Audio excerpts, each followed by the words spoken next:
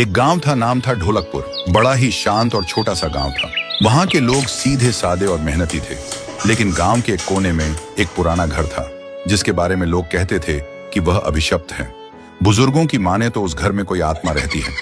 कहते हैं कई साल पहले एक औरत जिसका नाम चंपा था, इस घर में उसकी मौत हो गई।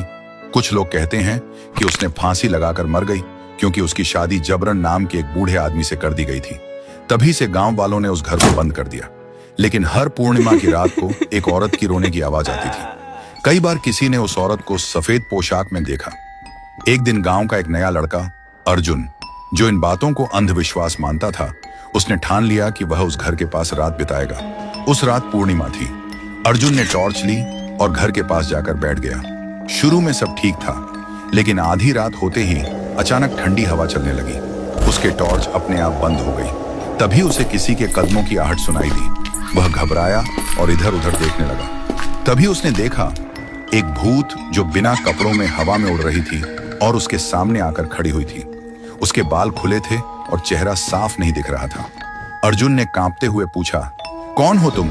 औरत ने धीरे धीरे सिर उठाया और उसने बोला, मैं चंपा हूं, मुझे मार दिया गया है। मुझे एक बुढ़े के साथ जोर जबरदस्ती करके शादी कर दिया गया था और उसे बुढ़े ने मुझे मार दिया। और अंत में कहा, मुझे न्याय चाहिए। और उसके बाद चंपा वहां से चल पड़ी।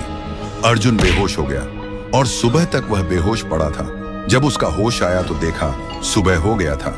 गांव वाले उसे बेहोशी देखकर उसके पास आया और पूछा कि क्या हुआ। रात में हुई पूरी घटना सबको बोल दिया।